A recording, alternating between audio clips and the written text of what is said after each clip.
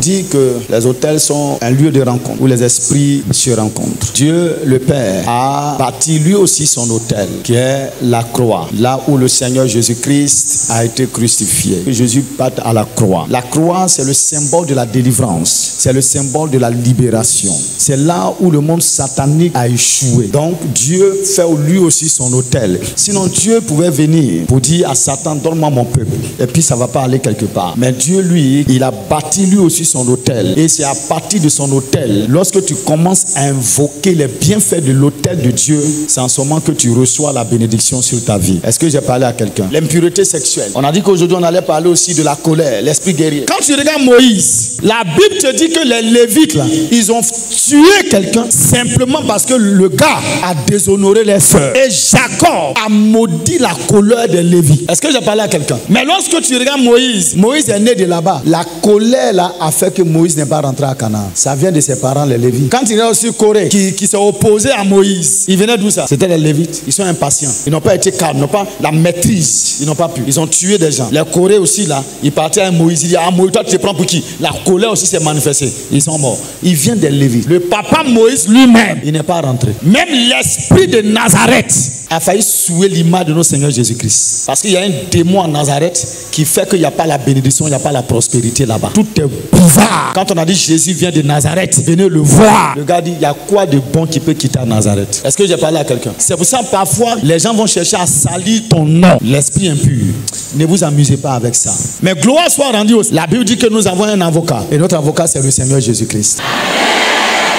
Et tu vas remarquer quelque chose dans le livre de Genèse 3, verset 15. Genèse 3, verset 15. Il dit quoi? Verset 15 dit quoi? Parole de Dieu. Oui. Je mettrai inimitié entre toi et la femme. Alors maintenant Dieu dit, je vais mettre palabre. Inimitié veut dire palabre. Je vais faire de telle sorte que vous serez des ennemis. Écoute-moi s'il te plaît. Je t'en supplie. N'écoute pas les gens qui vont te mentir pour dire, Jésus a tout payé, c'est fini. Pourquoi? Faut me dire.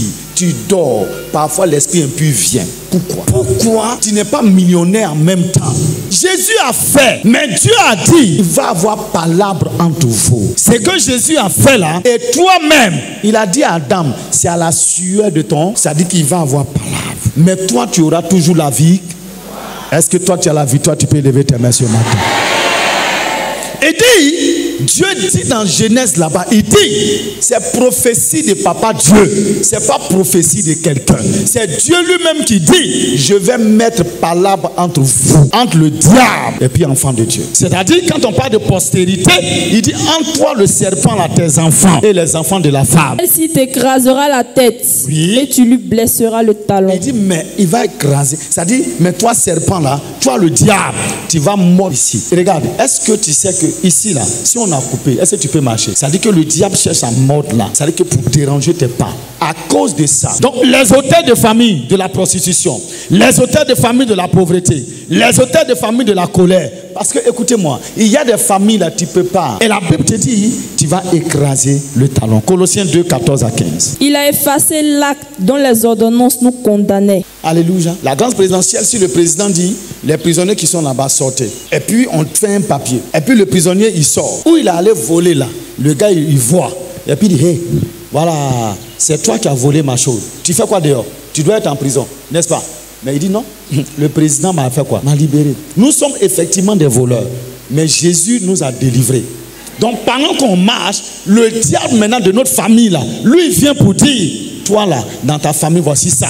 À toi maintenant de dire, oui c'est vrai, mais écoute-moi, je n'appartiens plus à cette famille. Je suis devenu enfant de Dieu, oui. Donc Dieu m'a adopté, oui. Ah bon? Je suis né dans une famille, oui. Donc mon esprit appartient désormais à Dieu, oui. Donc je suis devenu enfant de Dieu, oui. Ah, donc il m'a donné le pouvoir de devenir son enfant, oui. Donc je deviens maintenant un fils. Le Saint-Esprit maintenant vient en moi. Alors maintenant je peux exercer mon autorité. Tous ceux qui l'ont reçu, à ceux qui croient en son nom, à ceux qui croient en son nom, elle a donné le pouvoir de devenir Jésus a donné le pouvoir de devenir enfant de qui? De Dieu. De Dieu. Genèse 3, 15 là. C'est ça qui est là. Il a effacé l'acte dont les ordonnances nous condamnaient et qui subsistait contre nous. C'est-à-dire que tout ce que le diable a fait, les esprits de famille, tout ce qui est dans ma famille là, qui agissait contre moi, la Bible te dit, Jésus a effacé tout ça.